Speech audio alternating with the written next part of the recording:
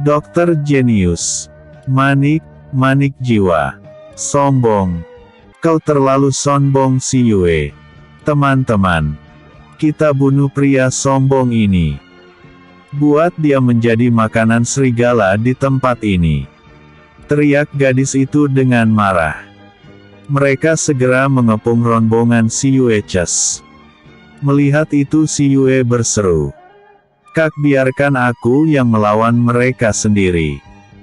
Jika memang aku tidak mampu melawan mereka, kalian boleh membantuku. Ucap si Yue. Baiklah Yurer. Tapi ingat, kau harus hati-hati. Ucap Pangeran Loi. Jangan khawatir Kak. Seru si Yue. Si Yue segera mengeluarkan cambuk sinarnya. Saat mereka melihat cambuk si Yue, mereka sedikit terkejut. Namun tak lama mereka tertawa. Kau ingin menakuti kami? Kata salah satu dari mereka. Aku menakuti kalian atau tidak, kalian akan melihatnya nanti, sekarang bersiaplah. Ucap si Yue datar.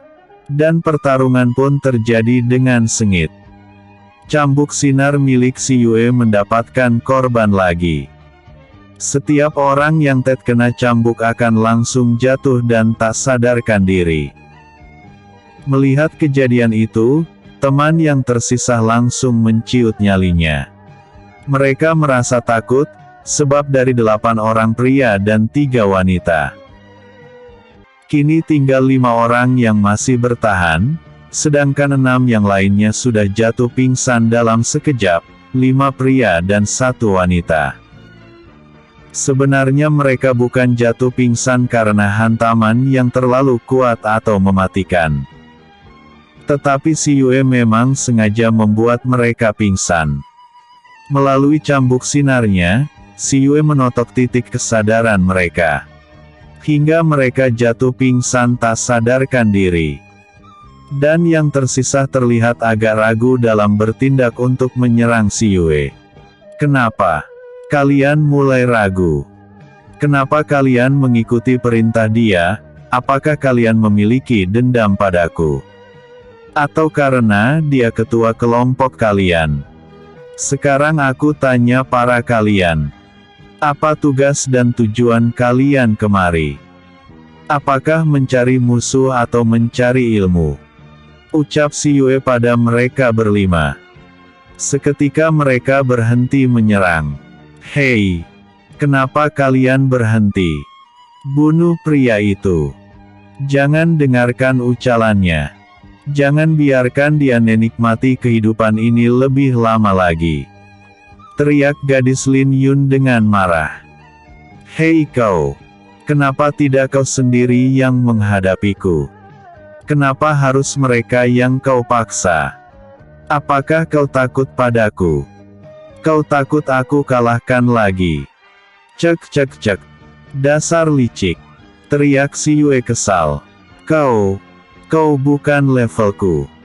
Jangan kau pikir aku takut kepadamu. Dasar pria brengsek. Baiklah, hadapi aku sekarang.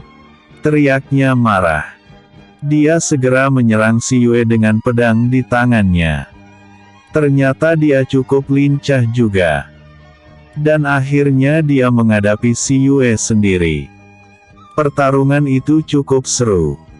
Sepertinya dia mengeluarkan kekuatannya untuk membunuh si Yue. Namun hingga akhirnya dia kembali dapat dijatuhkan oleh si Yue setelah beberapa saat bertarung. Mungkin karena malu dia tidak mau menyerah. Dia tetap menyerang si Yue walaupun sudah beberapa kali mendapat serangan dari cambuk sinar milik si Yue. Setelah beberapa saat kemudian, akhirnya tubuhnya tak mampu juga. Dia pun terjatuh dan tak dapat berdiri lagi. Si Yue mendekati Lin Yun yang terkapar dengan beberapa luka di tubuhnya. Teman Lin Yun yang masih tersisa dan menyaksikan pertandingan itu. Terlihat berdiri terpaku menatap Lin Yun yang telah dikalahkan si Yue dengan mudah. Mereka hanya bisa bengong melihat si Yue yang mendekati Lin Yun. Bukan saatnya kau berakhir sekarang. Pada waktunya kau akan tahu apa sebenarnya yang terjadi. Cek cek cek. Kasihan kau. Sebuah boneka yang rak berguna. Bilang pada keluargamu, terutama pada kakek dan ibumu. Karena ketamakan mereka, karma akan segera mencari targetnya. Seru si Yue dingin sambil mengambil lencana milik Lin Yun. Kau, ucapnya marah. Namun dia tidak bisa berbuat apa-apa. Hatimu yang busuk. Tidak sesuai dengan kecantikanmu. Ucap si Yue sambil berdiri dengan tenang dan berjalan meninggalkan Lin Yun menuju tempat di mana sahabatnya sedang menunggu dan melihat semua kejadian. Ayo kita lanjutkan perjalanan. Ucap si Yue. Mereka meneruskan perjalanan mereka. Sedangkan teman-teman Lin Yun menatap gadis itu sinis. Ada apa dengan kalian? Baringkan aku di tempat yang teduh. Teriaknya marah. Melihat tingkah Lin Yun yang sifatnya terlihat keasliannya, membuat teman-temannya muak. Kalau bukan ketua kelompok dan murid kesayangan guru Sakura, sudah mereka biarkan gadis sombong itu. Mereka yakin si Yue orang baik. Terbukti, pria tampan itu hanya mengambil rencana Lin Yun. Dan saat melihat keadaan teman-temannya, ternyata mereka hanya pingsan biasa. Sedangkan di tempat si Yue, terlihat si Yue sedang berjalan meneruskan perjalanan mereka sambil mengobrol. Yue, siapa wanita itu? Tanya Pangeran Luoyi. Namanya Lin Yun, dia murid sekte darah suci. Jawab si Yue. Lalu mengapa dia menyerangmu? Memangnya kau punya salah dengan dia? Tanya Luoyi lagi. Tidak. Aku rasa aku tidak pernah memiliki kesalahan pada dia. Ucap si Yue. Lalu kenapa dia menyerangmu jika kau tidak bersalah padanya? Kata Chanxin yang kini berada di sebelah si Yue. Entahlah, aku juga tidak tahu apa salahku. Asal mula aku bertemu dia saat turnamen di kota suci itu. Bukankah kalian juga tahu kalau dia salah satu utusan dari alam atas ini? Kata raja, dia itu kesal padaku karena aku menjadi murid dari dua guru. Sebab dia tidak bisa menjadi salah satu murid dari kedua guru itu. Ucap si Yue. Gila. Kalau dia tidak bisa menjadi murid mereka, seharusnya berusaha berlatih agar dia bisa menjadi murid dari guru itu.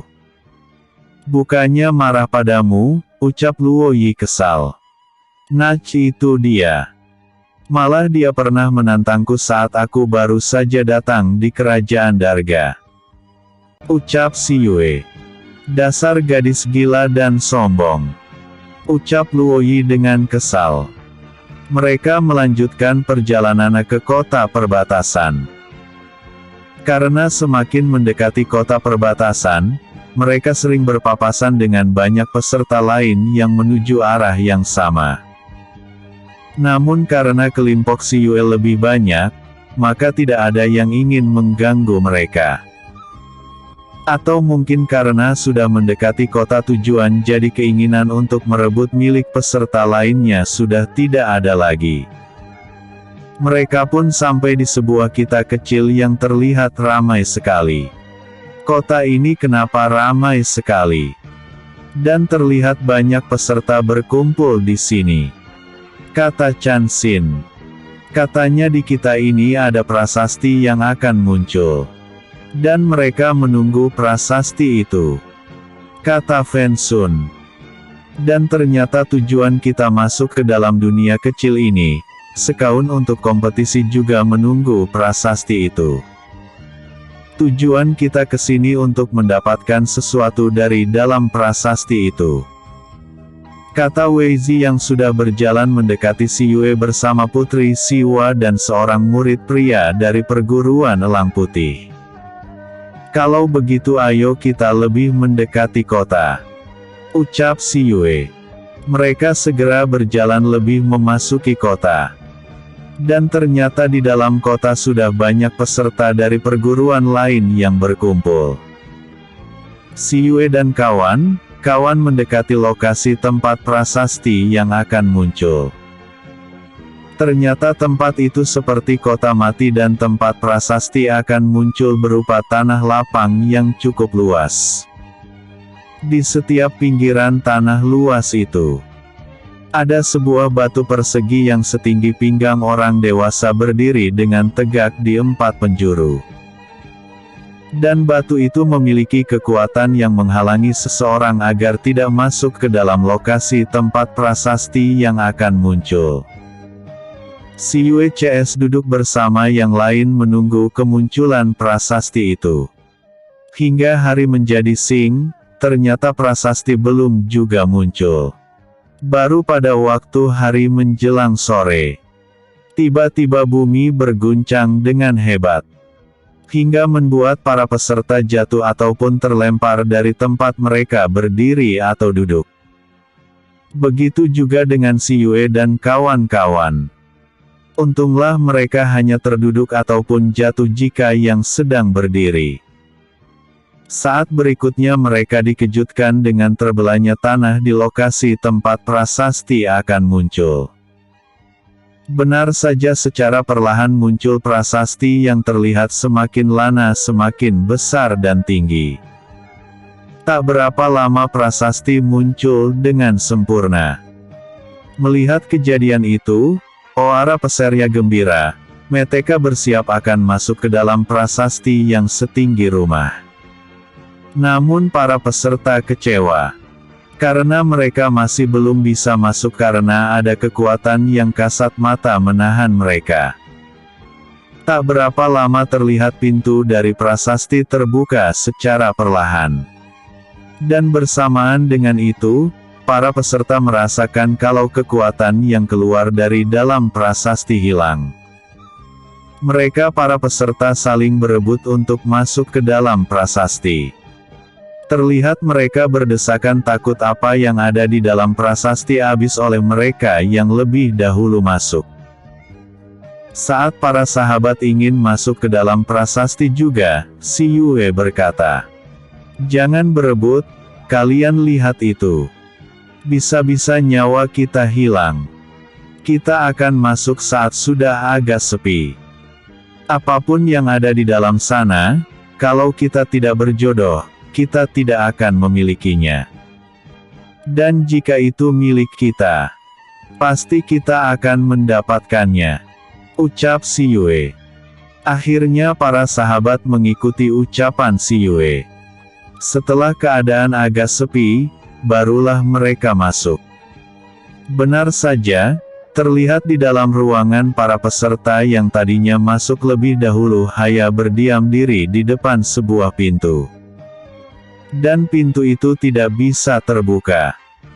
Saat Si Yue masuk ke dalam ruangan bersama Chesnya, sudah banyak peserta yang mencoba membuka pintu itu. Tapi dengan kuatnya pintu tetap tertutup rapat. Bagaimana kita bisa tahu apa yang ada di balik pintu ini? Kita tidak bisa membukanya, seru salah satu dari peserta.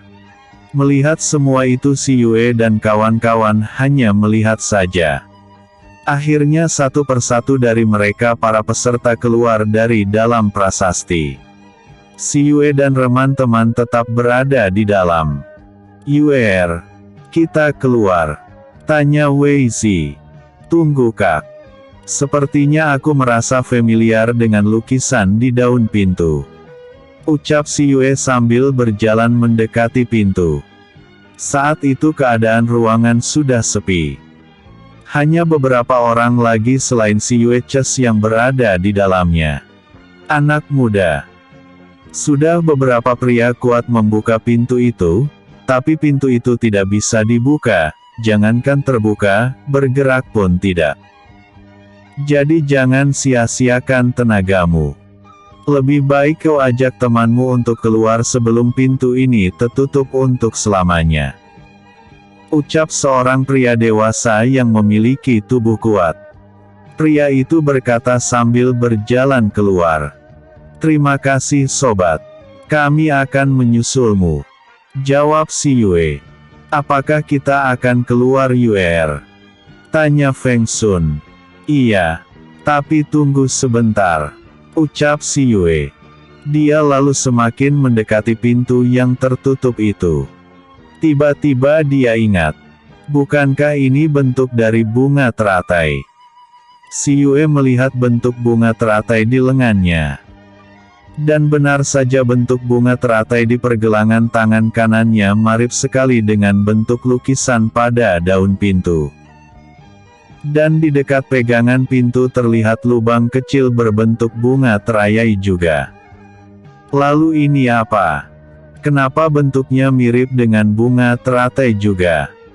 Jika ini kunci, semestinya kuncinya berbentuk bunga teratai. Apakah ada kunci seperti ini? Ucap si Yue pelan bermonolog. Dia memutar otaknya dengan bingung. Dan tanpa sengaja si Yue melihat tangan kanan yang memegang pegangan pintu. Dan dia melihat cincin bunga teratai yang pernah dia dapatkan di rumah kakek Si saat dia mengetahui kalau dia bukan cucu kakek Si. Cincin ini. Gumam si Yue. Dia segera membuka cincin yang melekat di jari manisnya. Perlahan si Yue memasukkan cincin yang berbentuk bunga pada lubang berbentuk bunga teratai tadi. Lah, kok ngepas? Ucap si Yue heran. Suara si Yue membuat para sahabatnya mendekatinya. Ada apa Yue? Ucap mereka bersamaan. Mereka semua mendekati si Yue. Ini. Kenapa cincinku bisa masuk dan pas di lubang ini? Ucap si Yue. Namun baru saja si Yue selesai berkata tiba terlihat cahaya putih kemerahan memancar dari lubang yang ada cincinnya. Dan tak lama terdengar suara. Klik, klik, 2 kali. Bersamaan suara itu pintu depan prasasti tiba-tiba tertutup dengan sendirinya. Dan bersamaan juga pintu di depan si Yue terbuka. Serta di setiap dinding terlihat batu cahaya bersirah dengan terang. Ini, ada apa? Kenapa ruangan jadi berubah? Ucap Chan Xin kaget. Dan kita terkunci di dalam ruangan prasasti ini. Seru Putri Siwa cemas. Tapi lihatlah. Kenapa sekarang banyak pintu, apakah kita harus masuk ke dalamnya? Ucap Ning Si. Lo si Yue kemana? Dan pintu itu telah tertutup. Seru Pangeran Luoyi dengan wajah cemas. Mungkin si Yue masuk ke dalam kamar itu. Lebih baik kita ikuti perbuatanku si Yue. Kita masuk ke dalam salah satu kamar. Ucap Fang Yan. Akhirnya mereka mencoba membuka satu persatu kamar yang ada di sana. Ada yang langsung bisa membuka dan masuk ke dalamnya. Ada yang masih mencari pintu yang bisa mereka buka dan masuki. Tapi ternyata semua mendapatkan pintu yang bisa mereka buka sendiri. Dan masuk satu persatu ke dalam kamar yang sudah mereka buka. Sedangkan di luar prasasti semua orang kaget ketika tiba-tiba pintu tertutup dengan sendirinya. Dan mereka tahu kalau di dalam sana masih ada beberapa orang yang tadi belum keluar. Ya ampun. Kasihan mereka. Aku tadi sudah mengajak mereka pergi, tapi mereka hanya bilang akan segera keluar. Ucap pria yang tadi memperingati si Yue. Itulah kalau tidak mau dinasehati orang lain, sekarang mereka akan tertelan dalam prasasti itu. Ucap salah seorang pengunjung. Kasihan mereka. Mereka terjebak di dalam prasasti. Jawab yang lain. Dan banyak lagi pembicaraan mereka yang ada di luar prasasti. Sedangkan di dalam ruang prasasti sendiri terlihat si Yue sedang menelusuri ruangan di dalam kamar yang dia masuk tadi. Dia masuk ke dalam kamar itu karena dia mendengar suara yang memanggil namanya. Si Yue semakin masuk ke dalam kamar. Tak lama dia melihat seorang pria parubaya yang berwajah tampan sedang duduk lotus di atas ranjang yang terbuat dari batu giok berwarna hijau. Batu giok itu hampir sama dengan milik paman Yun Jin yang dipakai untuk mempertahankan hidup sang ayah. Saat mendengar langkah si Yue, perlahan mata pria di atas batu terbuka dan dia menatap si Yue. "Kau sudah datang Yue," ucap pria itu lembut. Tentu saja si Yue kaget saat tahu Oria itu mengetahui namanya. "Anda mengenal hamba?" tanya si Yue dengan wajah dan perasaan kaget. "Aku tahu.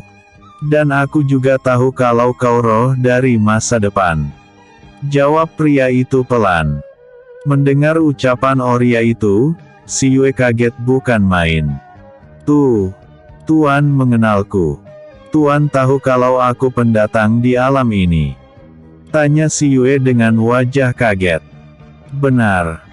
Jangan takut, karena akulah yang membawamu kemari," ucap pria itu sambil tersenyum lembut.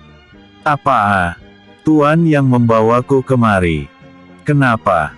Dan bagaimana dengan roh Yue?" tanya si Yue beruntung. "Roh Yue adalah dirimu sendiri nak. Kau adalah Yue dan Yue adalah si Yue," ucap pria itu dengan tenang. "Apa maksud Anda Tuan? Aku tidak mengerti," ucap si Yue dengan wajah semakin bingung. "Baiklah, akan kujelaskan semuanya padamu. Tapi sebelumnya perkenalkan dulu, aku adalah Shao Jin. Namaku Shao Jin," ucap pria itu. "Shao Jin, tunggu. Apakah Anda pria yang telah menolong bayi Yue di saat baru lahir dengan menukar bayi lain itu?" tanya si Yue. "Benar. Ternyata kau memang cerdas. Baik, sekarang akan kujelaskan semua yang terjadi padamu. Pada saat kau masih dalam kandungan ibumu, kau sudah ditakdirkan menjadi gadis darah Phoenix yang akan menguasai dan memimpin klan Phoenix. Karena itu sejak di dalam rahim ibumu, di dalam tubuhmu kau sudah memiliki kekuatan sendiri. Namun karena keserakahan manusia yaitu keluarga tiri dari ayahmu, maka kau yang ada di dalam rahim ibumu telah terkena racun yang sangat ganas. Karena itu kekuatan di dalam tubuhmu memecah jiwamu menjadi dua. Kalau tidak seperti itu, kau dan ibumu akan mati. Dan separuh jiwamu yang lain datang padaku bersama kekuatanmu. Karena itulah aku dapat mengetahui apa yang akan terjadi pada separuh jiwamu yang lain yang ada dalam tubuh kasarmu. Akhirnya aku datang ke rumahmu untuk menolong dirimu.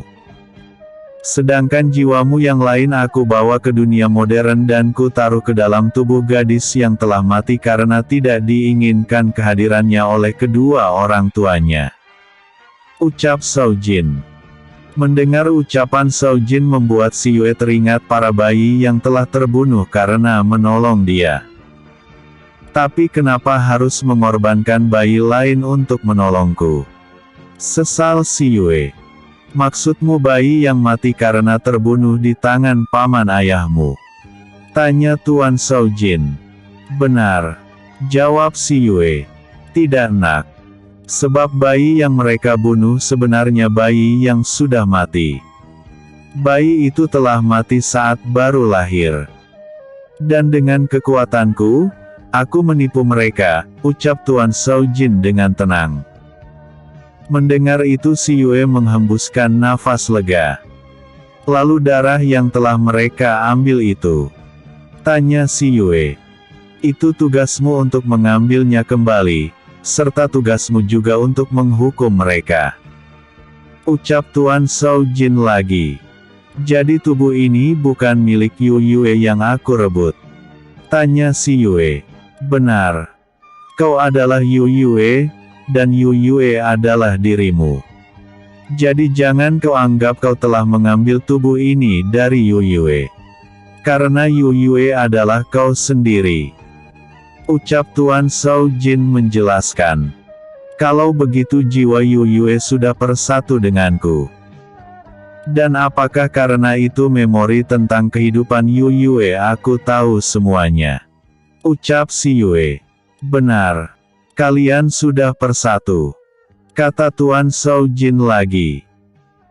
Lalu kenapa kau memberikan jiwaku yang di dunia modern pada keluarga seperti mereka? Keluarga yang tidak menginginkan kehadiranku, keluarga yang telah menyakitiku. Tanya si Yue dengan wajah kesal. Jangan marah. Kalau kau hidup dengan penuh kasih sayang, kau akan berat untuk meninggalkan mereka. Jawab Shao Jin dengan lembut. Mendengar ucapan Tuan Shao Jin, si Yue terdiam dan tak lama dia berkata. Maafkan aku yang tak tahu diri Tuan. Seharusnya aku berterima kasih padamu, karena Tuan aku hidup penuh bahagia dengan ayah sendiri. Ucap si Yue sambil tersenyum meminta maaf. Tidak apa nak. Jika itu terjadi padaku, aku juga akan menanyakannya. Nah, sekarang tugasku tinggal satu lagi. Menyerahkan manik-manik jiwa yang memang milik gadis darah Phoenix.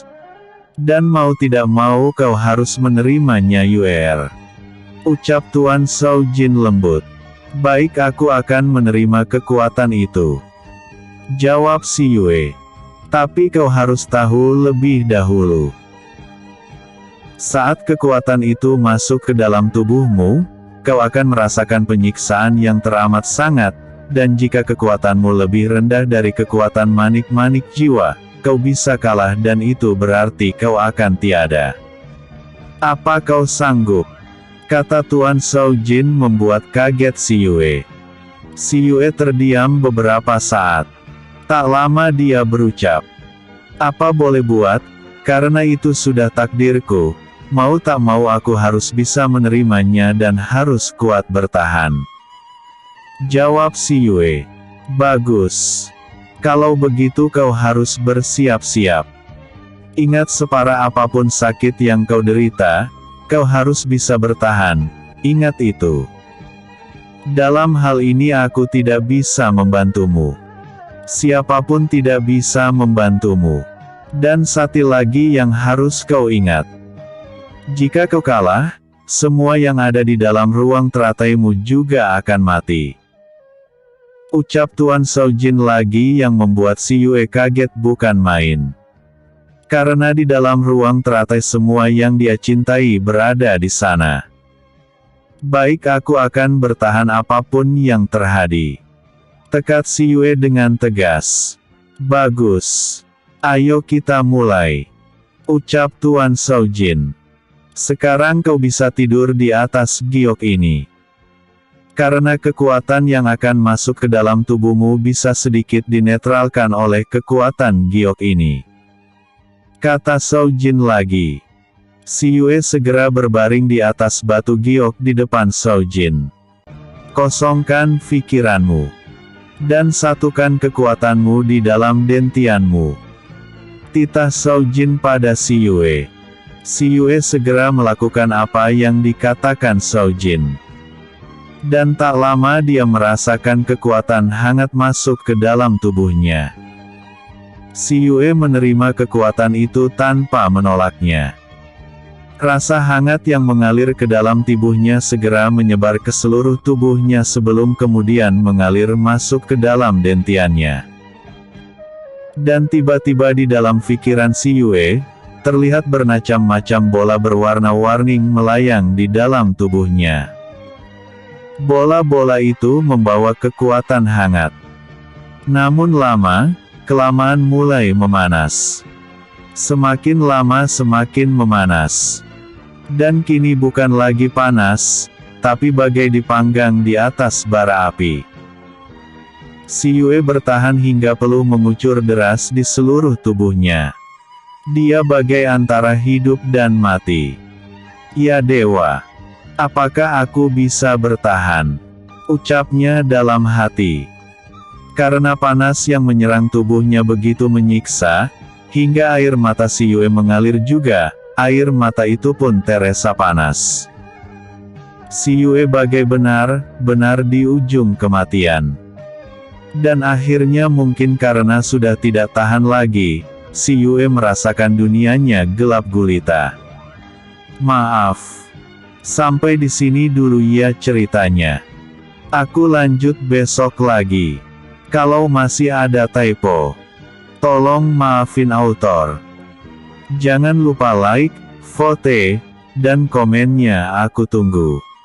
Semakin banyak yang komen, like, apalagi vote, autor tambah senang." Bersambung episode sebelumnya, Dunia Kecil 2. Episode berikutnya, Menuju Perbatasan. Dokter Jenius menuju perbatasan. Bola-bola itu membawa kekuatan hangat. Namun lama-kelamaan mulai memanas. Semakin lama semakin memanas. Dan kini bukan lagi panas, tapi bagai dipanggang di atas bara api. Si Yue bertahan hingga peluh mengucur deras di seluruh tubuhnya. Dia bagai antara hidup dan mati. "Ya dewa, apakah aku bisa bertahan?" ucapnya dalam hati. Karena panas yang menyerang tubuhnya begitu menyiksa, hingga air mata si Yue mengalir juga. Air mata itu pun terasa panas. Si Yue bagai benar-benar di ujung kematian. Andai dia tak ingat kalau sang ayah dan paman Yun Jin serta para makhluk kontraknya berada di dalam alam teratai, si Yue pasti sudah sejak tadi menyerah. Namun dengan kekuatan yang tersisa, si Yue mempertahankan kesadarannya. Hingga beberapa jam kemudian, masih bisa untuk bertahan. Akhirnya mungkin karena sudah kelelahan dan tidak tahan lagi, si Yue merasakan dunianya gelap gulita. Sedangkan di sebuah ruangan di sebuah benteng di perbatasan utara Kerajaan Darga, Raja Chu Tianji merasakan dadanya tiba-tiba terasa sesak, dan wajah si Yue begitu terbayang di matanya. Dia merasakan kesedihan yang sangat mendalam. Ada apa ini? Kenapa aku merasakan kesedihan yang sangat? Apakah ada masalah yang terjadi pada dia? Ya dewa, aku tidak pernah meminta padamu, tolong lindungi si Yueku, selamatkan dia dari apapun itu. Ucapnya sambil menahan dadanya yang terasa semakin sesak. Ada ketakutan dan kecemasan yang melanda hatinya, dia menepuk dadanya agar sesak di dada hilang namun tidak bisa. Perasaan sedih dan sesak membuat dia sulit bernafas. Dia cepat-cepat duduk lotus dan berkultivasi. Dengan sekuat tenaga dia berusaha untuk tenang. Namun wajah si Yue terbayang di otaknya. Setelah dengan susah payah menenangkan pikiran dan perasaannya, akhirnya Raja Chu Tianji merasa sedikit lebih tenang. Dia meneruskan kultivasinya. Dan di sebuah rumah mewah di keluarga Sima, terlihat Tuan Sang Baiki dan Jenderal Long Bai sedang duduk bersama seorang pelayan wanita yang masih muda. Pelayan muda itu baru bisa kembali ke rumah Jenderal karena penjagaan di rumah Tuan Lo Changhua akhir-akhir ini sangat ketat. Dia hampir tidak bisa keluar sama sekali. Pekerjaan sangat banyak, ada saja yang harus dikerjakan olehnya. Hingga dia tidak bisa kembali ke rumah Jenderal Long Bai.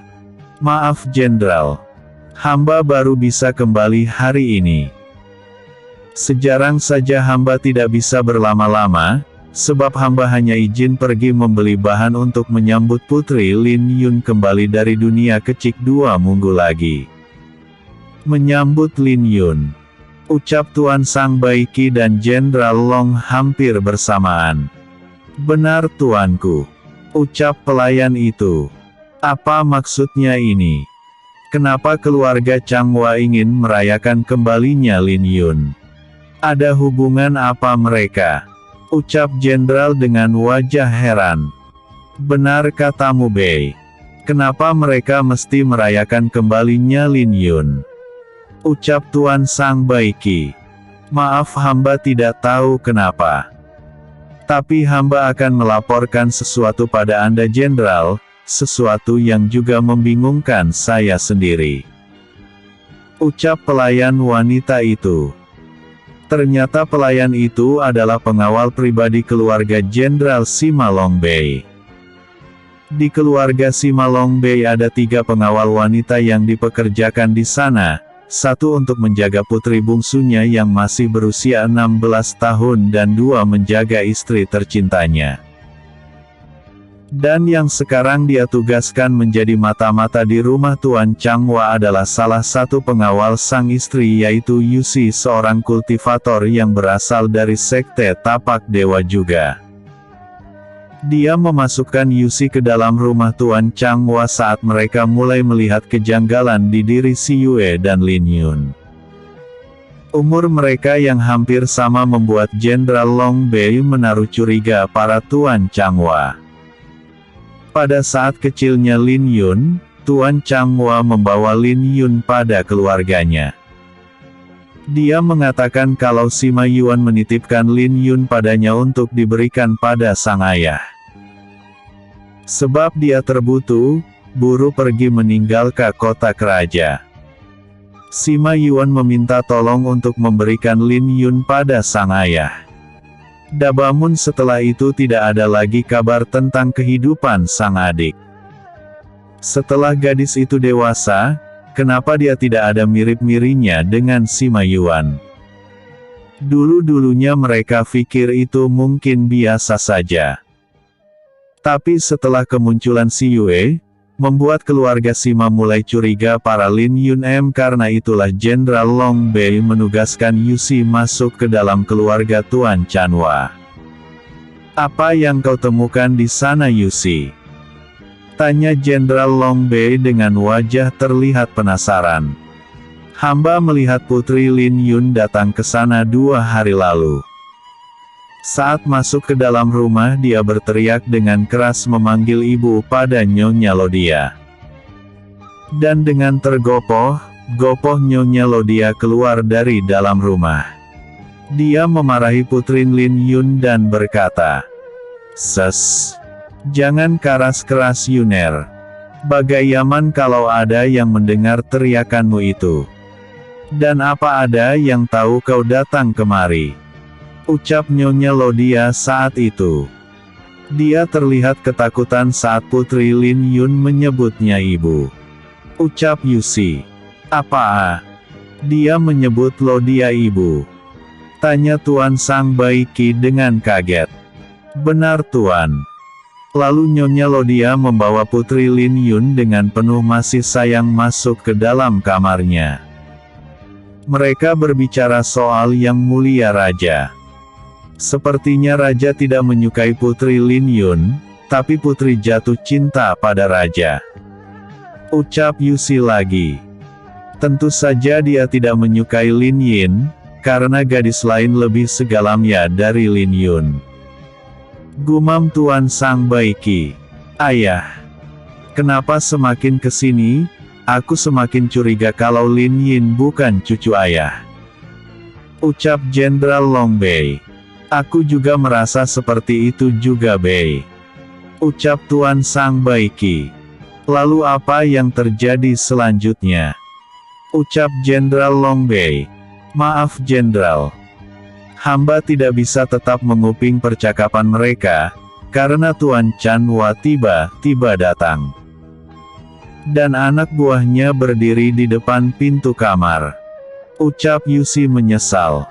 Tidak masakan Yusi.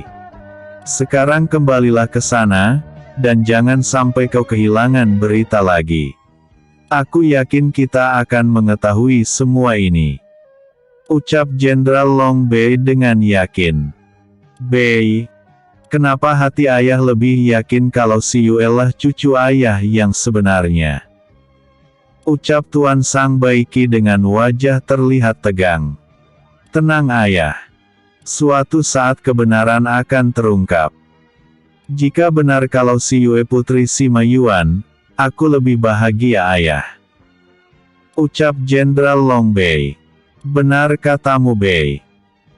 Jika memang Lin Yun bukan cucuku dan dia tahu itu tetapi dia tetap menikmati kasih sayang kita dengan tenang, itu tandanya dia memang gadis yang berhati jahat. Ucap Tuan Sang Baiki. Benar kata ayah. Tapi ya sudahlah ayah. Kita lihat saja apa yang akan terjadi nanti. Dan kau Yusi kembalilah sebelum Tuan Changhua tahu kau tidak ada di rumahnya. Ucap Jenderal Long Bei pada Yusi. Baik Jenderal. Hamba mohon diri. Yusi segera pergi dari rumah keluarga Sima. Sedangkan di dunia kecil para sahabatnya si Yue sudah keluar satu persatu dari dalam kamar yang telah mengurung mereka.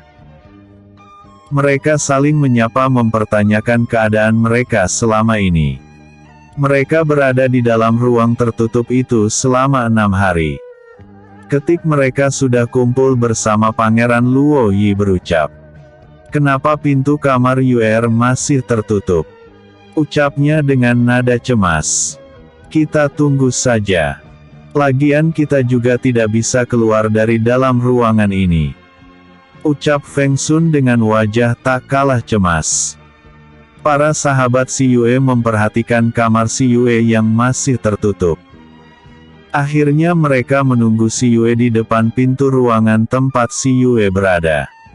Sedangkan di dalam ruangan kamar tempat si Yue berada, terlihat si Yue mengerjapkan matanya karena terkena silau cahaya dari batu cahaya yang berada di dalam ruangan itu. Ketika dia sudah terbiasa dengan cahaya, si Yue membuka matanya dan melihat sekitarnya. Aku di mana? Ucapnya pelan. Dia merasakan badannya sakit semua. Perlahan si Yue bangun dari tidurnya.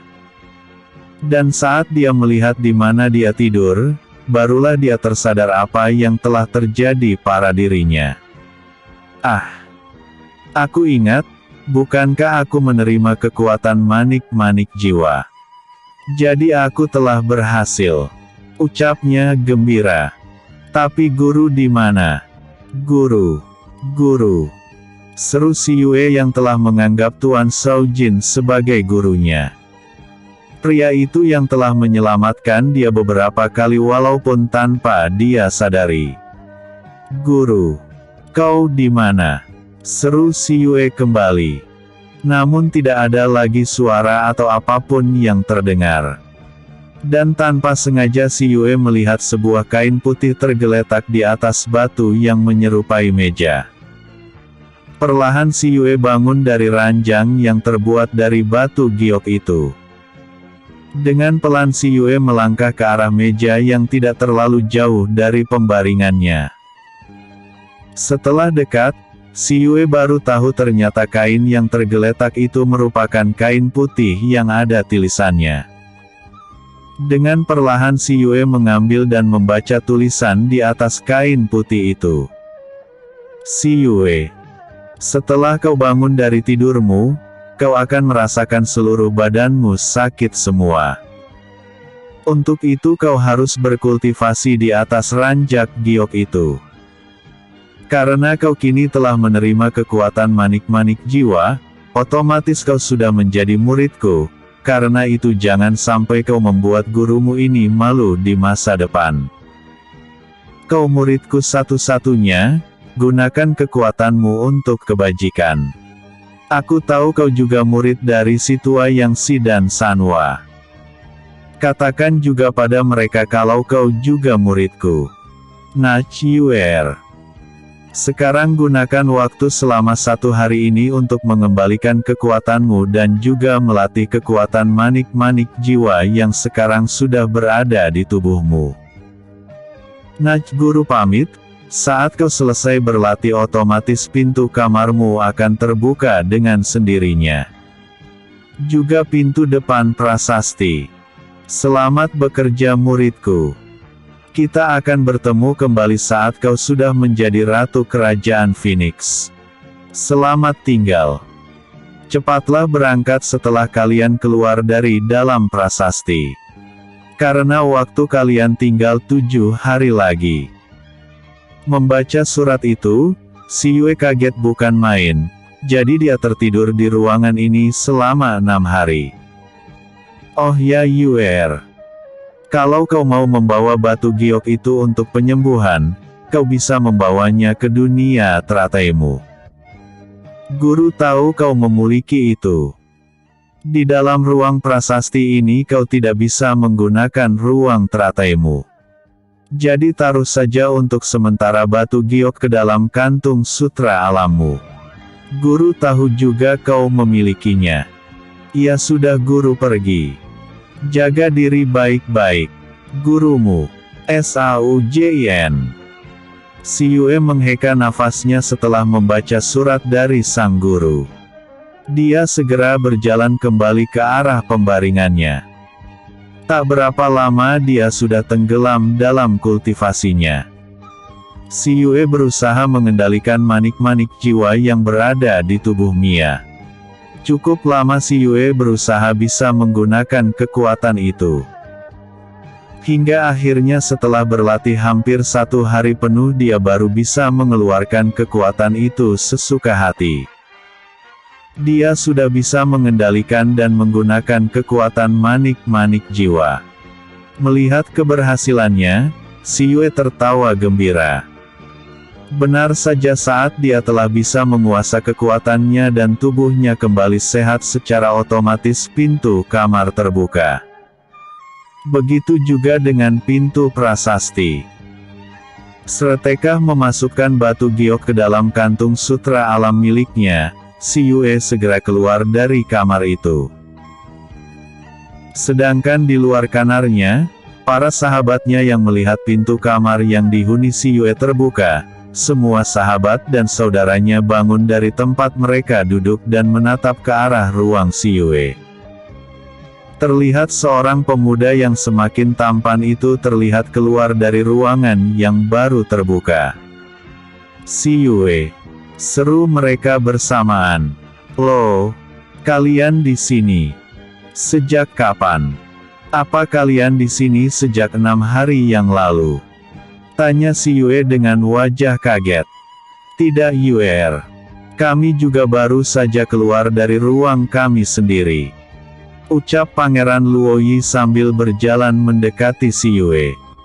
Begitu juga dengan yang lain. Kami sempat mencenaskan dirimu, kami takut terjadi sesuatu denganmu.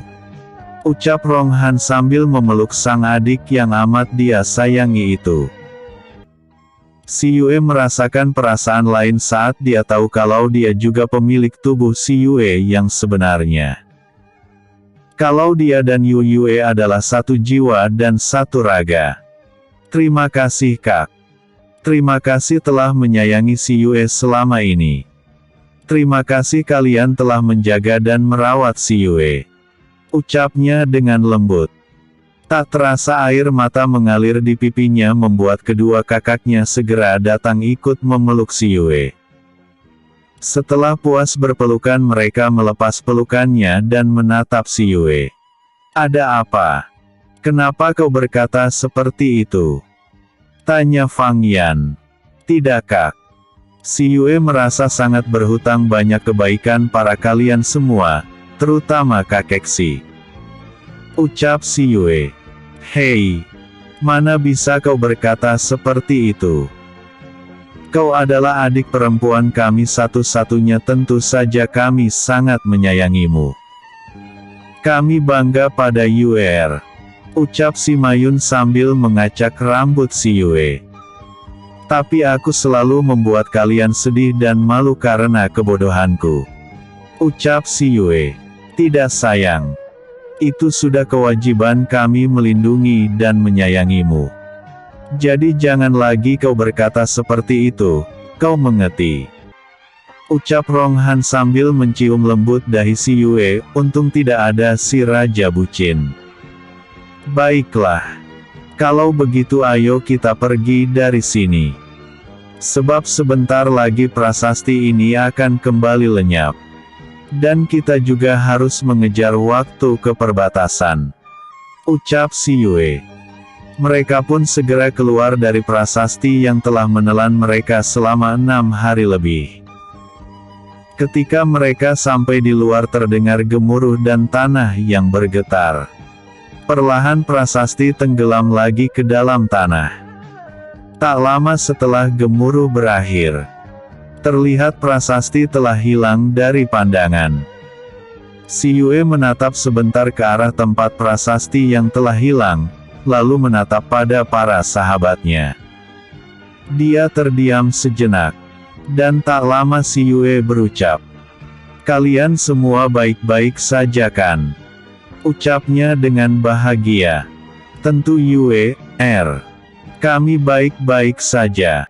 Kami malah mendapatkan ilmu dari dalam prasasti itu. Ucap Feng Sun. Benarkah? Kalau begitu kita harus bersyukur pada dewa yang telah mengizinkan kita menerima ilmu dari dalam prasasti. Ucap si Yue.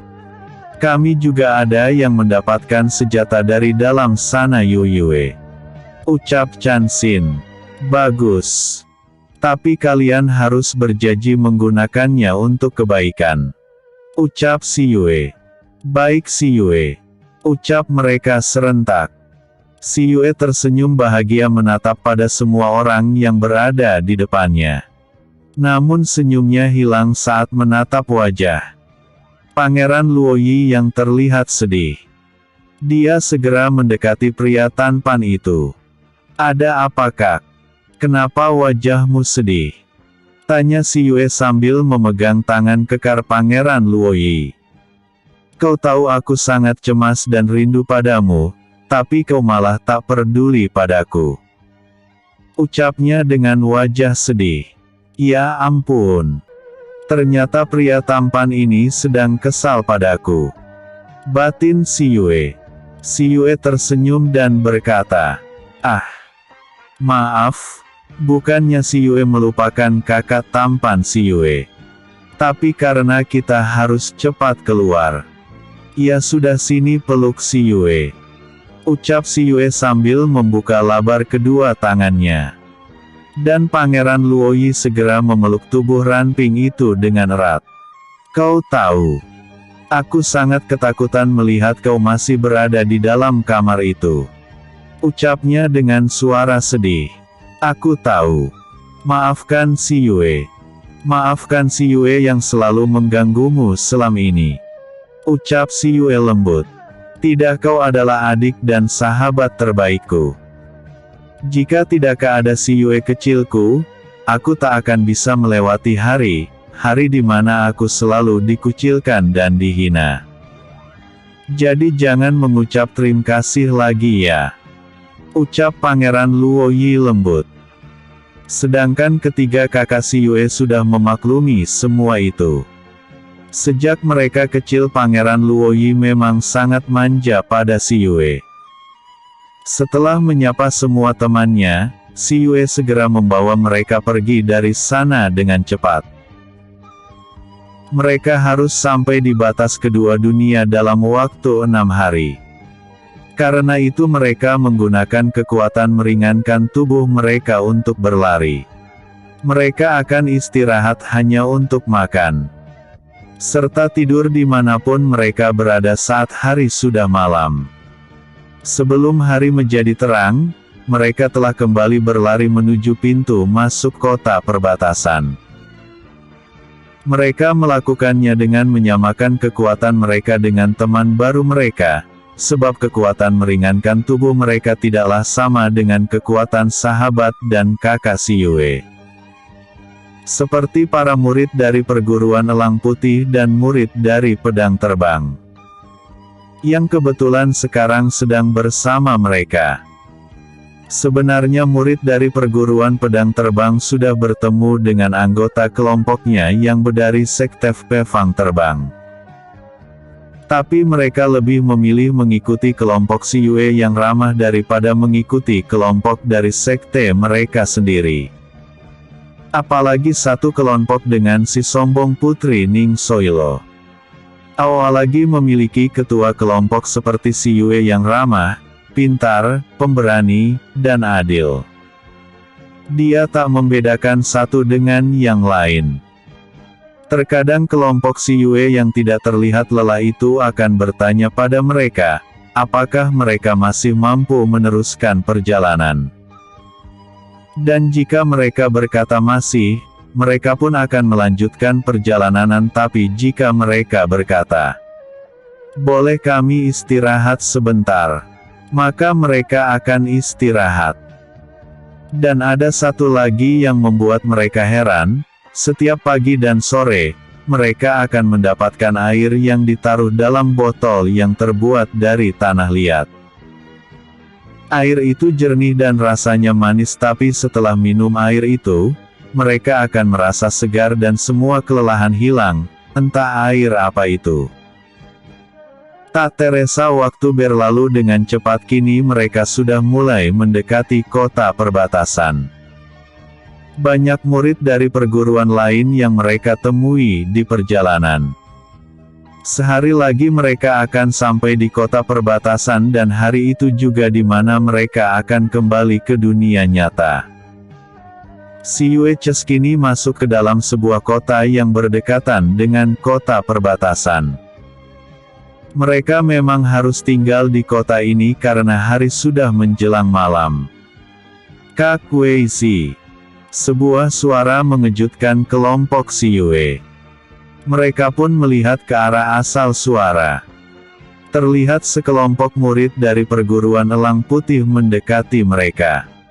Dan dua orang gadis terlihat berjalan dengan cepat mendatangi kelompok Wei Si. Salam Putri Siwa. Siapa mereka saat melihat Putri Chu Siwa? Terlihat Siwa tersenyum sambil mengangguk. Kalian juga sudah ada di sini? Tanya Wei Si. Benarkah? Kami juga baru datang. Ucap gadis cantik yang sekarang sedang bergelayut manja pada Wei Si. Lilian, jangan manja. Kau tidak malu ada mereka. Kau itu sudah besar deh. Ucap Wei Si sambil mengacak rambut gadis itu pelan. Biarkan saja. Lilian meluk kakak sendiri. Tapi memangnya siapa mereka, Kak? Tanya gadis itu sambil menatap kelompok Si Yue. Tunggu, Kak. Kau Si Yue kan? Ucap gadis itu tiba-tiba. Sambil menatap Si Yue yang berdiri di apit Pangeran Luo dan Feng Sun. Benar, aku Si Yue. Kau mengenalku? Ucap Si Yue heran. Tentu saja aku mengenalmu. Aku Lilian, dan ini Yusia. Kami orang yang pernah kau selamatkan dari para penjahat di dekat kota Nandaka. Kau lupa? Tanya gadis yang bernama Lilian. Hehehe, maaf, aku lupa. Ucap Si Yue sambil menggaruk tengkuknya yang tak gatal. Kalian mengenal Si Yue? Tanya Wei Si. Tentu saja, Kak. Dia yang menolongku saat aku membawa Bibi Liu saat kembali dari rumah keluarga Bibi Liu. Ucap Lilian. Lo memangnya kemana kedua pengawal Bibi? Tanya Wei Si. Sedang bertugas bersama Paman Long. Paman Long memintaku mengawal Bibi, dan saat kereta kami baru keluar dari rumah makan, ternyata kami diserang. Untung ada saudara Si Yue yang menolong kami. Ucap Lilian. Oh, begitu. Lalu Wei Si menatap Si Yue, Yuer. Kenalkan, mereka putri dari keluarga Sima. Mereka putri Paman Dion dan Paman Chanli. Ucap Wei Zi memperkenalkan mereka berdua. Mendengar mereka putri keluarga Sima, hati si Yue bahagia. Ternyata mereka sepupuku, kata si Yue dalam hati. Maaf, aku melupakan kalian berdua, ucap si Yue sambil mengepalkan tangan di dada untuk meminta maaf dan menyapa, sambil tersenyum. Tidak masalah sobat muda. Hanya saja kami tidak bisa melupakan pria yang telah menolong kami, ucap Lilian sambil tertawa. Benar. Kami akan selalu ingat pada penolong kami, andai saat itu tidak ada kau di sana untuk menolong kami. Mungkin kami sudah terluka parah atau mati, ucap Yuxia membenarkan. Begitu ya. Bagaimana kalau kita berteman, ucap si Yue ringan. Boleh. Itu yang kami harapkan, ucap Lilian. Yuxia juga gembira saat si Yue mengajak mereka berteman. Tak lama terdengar suara Wei Zi. Karena hari semakin malam, bagaimana kalau kita mencari tempat untuk beristirahat? Sepertinya kita akan kesulitan mencarinya, lihatlah terlalu banyak yang datang di kota ini, ucap Wei Zi sambil melihat sekitar yang telah dipenuhi orang. Coba kita cari dulu. Siapa tahu kita masih mendapatkan tempat untuk istirahat, ucap si Yue. Mereka pun berjalan mencari tempat untuk istirahat. Cukup dulu ya. Aku lanjut besok. Jangan lupa like, vote dan komennya, aku tunggu. Jika masih ada typo tolong maaf. Bersambung episode sebelumnya. Manik jiwa. Episode berikutnya. Keluar dari dunia kecil.